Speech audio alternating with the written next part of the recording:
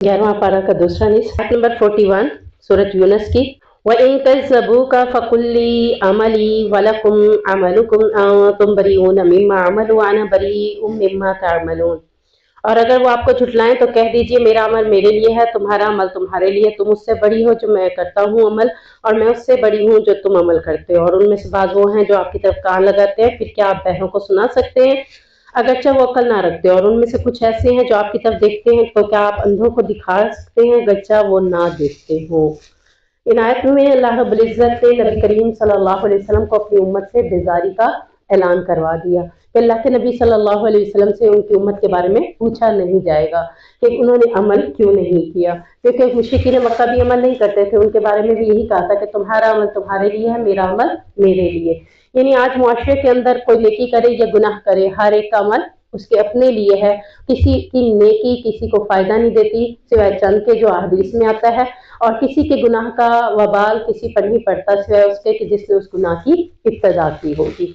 तो यहाँ अल्लाह रब्बुल इज़्ज़त ने फरमाया कि बहुत से लोग ऐसे हैं जो तेरी तरफ कान लगाकर सुनते हैं, यानी महफिलों में आकर बैठते थे, सुनते भी थे, लेकिन फिर क्या फरमा दिया कि वो सुनते नहीं हैं।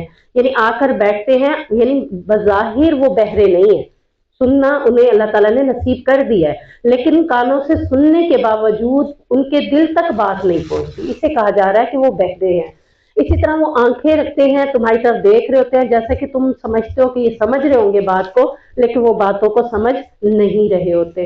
तो ऐसी कैफियत अल्लाह ताला हमारी ना बनाए कि हम कुरान को सुने और देखें भी सही, लेकिन उसके बावजूद ऐसे हो जाएं कि जैसे हमने सुना ही नहीं और जैसे हमने देखा ही नहीं है, बल्कि उसके हर हुक्म पर अमल करने की अल्लाह में तौफीक अता फरमाए। आयत नंबर 57, या अय्युहन्नासु क़द जाअकुम मौइज़तुम मिन रब्बिकुम व शिफ़ाउन लिमा फ़िस सुदूरि व हुदन व रहमतुल लिल मुमिनीन। ए नबी करीम सल्लल्लाहु अलैहि वसल्लम, इनसे कह दीजिए तुम्हारे रब की तरफ से कुरान की नसीहत आ गई, और ये कुरान तुम्हारे लिए क्या है, शिफा भी है।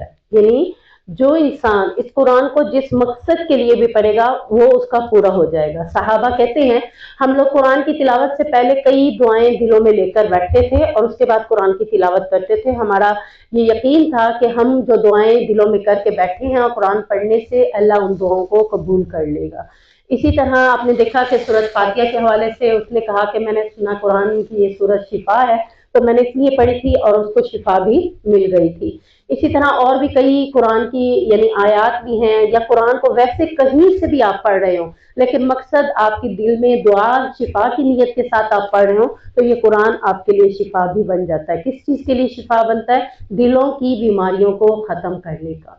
पता है ना, फी कुलूबिहिम मरज़, तुम्हारे दिल में क्या है, बीमारियां हैं, और वो सारी बीमारियां अल्लाह चाहे तो निकाल देता है और अल्लाह चाहे तो इन्हें ज्यादा कर देता है। तो ये कुरान हमारे लिए शिफा है, यानी हमें ताकत देता है, तवानाई देता है। जो जैसे हम मेडिसिन खाते हैं हमें कहते हैं कि तवानाई आती है, इसी तरह कुरान सुनते हैं तो कुरान का सुनना भी हमें ताकत पावरफुल बना देता है। और ये इसलिए पावरफुल बनाता है ताकि बंदा अपने ईमान के पावर से दुनिया के अंदर चलता फिरता और दीन के काम करता हुआ नजर आए। आगे फरमाया वशिफा लिमा फिस सुदूर, यानी तुम्हारे सीनों के अंदर जितनी भी बीमारियां हैं ये सारी निकाल देता है। अल्हम्दुलिल्लाह जितनों ने भी कुरान को तदब्बुर के साथ पढ़ा, हसद कीना बुग़्ज़ ये सारी चीजें उसके दिल से निकल गई, और ये कुरान उसके लिए क्या बन गया, शिफा का बाइस बन गया। वहुदन, और फिर तदब्बुर के साथ पढ़ने से ही इसके साथ क्या आ गई, हिदायत आ गई। व रहमतुल, और उसके लिए रहमत भी बन गई, और वो किन लोगों में शुमार होने लगा, लिल मुमिनीन, ईमान वालों में। तो अल्लाह तबारक व तआला हमारे लिए भी इस कुरान को शिफा भी बना दे, हमारे लिए हिदायत का बाइस भी बना दे और हमारे लिए रहमत भी बना दे। आयत नंबर 63, 62, 63, अला इन्ना औलिया अल्लाहि ला खौफुन अलैहिम वला हुम यहज़नून अल्लज़ीना आमनू व कानू यत्तक़ून लहुमुल बुश्रा फिल हयातिद दुनिया व फिल आखिरह ला तब्दीला लिकलिमातिल्लाह। खबरदार बेशक औलिया अल्लाह पर कोई खौफ ना होगा और ना ही वो गमगीन होंगे। औलिया अल्लाह बनने के लिए हमें क्या करना होगा, सबसे मेन चीज हजरत इब्राहिम की सीरत को देख लें। خلیل اللہ وہی بنے تھے نا، اور نبی کریم صلی اللہ علیہ وسلم بھی اللہ کے دوست تھے۔ تو ہمیں دیکھنا ان دونوں کی سیرتوں کو، تاکہ ہم بھی اولیاء اللہ میں شامل ہو سکے۔ اولیاء اللہ بن کر ہم کوئی جھگی بنا کر نہیں بیٹھ سکتے، لوگوں کے مسائل نہیں حل کر سکتے۔ اولیاء اللہ کی نشانی یہ ہے کہ وہ چلتے پھرتا قرآن نظر آتے ہیں۔ تو یہاں اللہ تعالیٰ کہہ رہے ہیں کہ قیامت کے دن انہیں کسی قسم کا کوئی خوف اور کوئی غم نہیں ہوگا، اور ایمان والوں کو جو اللہ سے ڈرتے ہیں ان کے لیے دنیا کی زندگی میں خوشخبری ہے۔ یہ جو خوشخبری کا ذکر ہوا ہے، اس خوشخبری سے مراد کہ ایمان والے جو لوگ ہیں دنیا میں ان کو بشارتیں خواب کے ذریعے دکھائی جاتی ہیں۔ یعنی اللہ کے نبی صلی اللہ علیہ وسلم نے فرمایا وحی کا سلسلہ تو ختم ہو گیا ہے، لیکن وحی کا 40واں حصہ خواب کی بشارت ہے۔ یعنی اگر کوئی مومن خواب دیکھتا ہے، عام بندہ نہیں، ہر بندہ کہے میں نے خواب میں یہ دیکھا وہ دیکھا تو سچ ہو جائے گا، مومن کے لیے کہا جا رہا ہے کہ مومن کا خواب جو ہوتا ہے وہ اس کی وحی کا 40واں حصہ بن جاتا ہے، اور اس کے خواب میں اس کے لیے بشارت دی جاتی ہے۔ تو اللہ تعالیٰ کیا کہہ رہے ہیں کہ اللہ اپنی کلام کو نہیں بدلتا، اپنی بات کو نہیں بدلتا، یعنی واقعتاً ہم میں سے اکثریت لوگ جو ایمان میں کامل ہوتے ہیں خواب دیکھتے ہیں اور خواب پورے بھی ہوتے ہیں، اور وہ یا پھر آپ نہیں تو کسی اور کے بارے میں آپ نے دیکھا ہوگا، اپنے والدین، پیرنٹس، یہ جو بڑے نیکوکار ہیں، ایمان والے ہیں، جن کے ایمان بڑے قوی ہیں، ان کو دیکھا ہوگا کہ وہ کہتے ہیں ہم نے خواب دیکھا تھا اور ہمارا خواب پورا بھی ہوا ہے۔ تو اسی طرح اللہ تعالیٰ ہمیں بھی ایسے ہی لوگوں میں چن لے تاکہ ہمیں بھی جو بشارتیں آئیں وہ پوری ہوں۔ آیت نمبر 98، فَلَوْلَا كَانَتْ قَرْيَةٌ آمَنَتْ فَنَفَعَهَا إِيمَانُهَا إِلَّا قَوْمَ یونس۔ سورۃ یونس ہم پڑھ رہے ہیں، اس میں حضرت یونس علیہ السلام کا ذکر ہے۔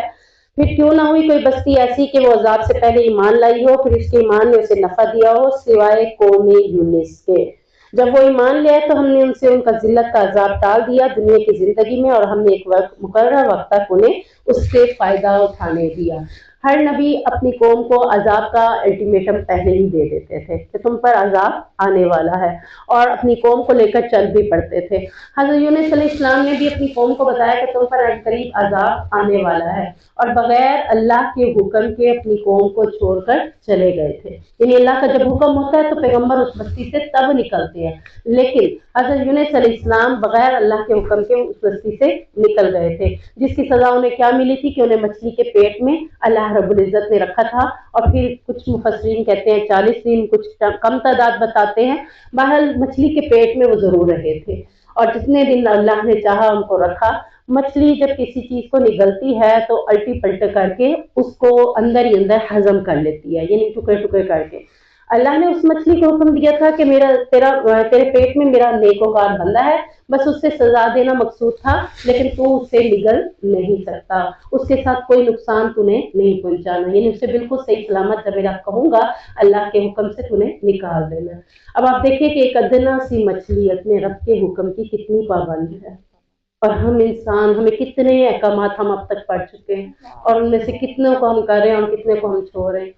تو اب اس مچھلی نے اللہ کے حکم سے اپنے پیٹ میں تو رکھا، اسے کچھ بھی نہ کھا، لیکن پیٹ میں رہنے کی وجہ سے جب سورج کی روشنی نہ لگے، جب دن کی یعنی کائنات کی ہوا، زمین و نظام کائنات کی ہوا اسے نہ لگے، تو انسان کی جلد جو ہے وہ متاثر ہو جاتی ہے۔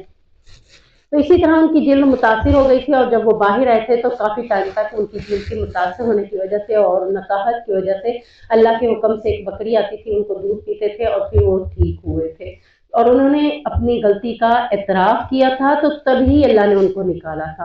اور انہوں نے کون سی دعا کی تھی؟ لا الہ الا انت سبحانک انی کنت من الظالمین، یہ دعا کی تھی، اسی وجہ سے ان کو نکال دیا گیا تھا باہر۔ اور پھر جیسے حضرت یونس علیہ السلام اپنی قوم کو بتا کر نکلے تھے تو پیچھے قوم ڈر گئی تھی اللہ کے حکم سے، یعنی ابھی موت کے آثار نہیں تھے، ابھی عذاب کے آثار نہیں تھے، ابھی تو حضرت یونس نے ایسے ہی کہا تم پر عذاب آنے والا ہے، تو وہ اللہ کی طرف رجوع کر چکی تھی، اللہ سے توبہ استغفار کر چکی تھی۔ تو یہاں یہ بات کہا جا رہا ہے کہ کیوں نہ ہوئی کوئی بستی مگر سوائے یونس علیہ السلام کی قوم کے، کہ وہ ایمان لے آئی تھی عذاب آنے سے پہلے، یعنی انہوں نے اپنا ایمان کا اعتراف کر لیا اور اپنے آپ سے عذاب کو دور کر دیا، تو اللہ نے انہیں ایک وقت کے لیے دنیا کے اندر رکھا۔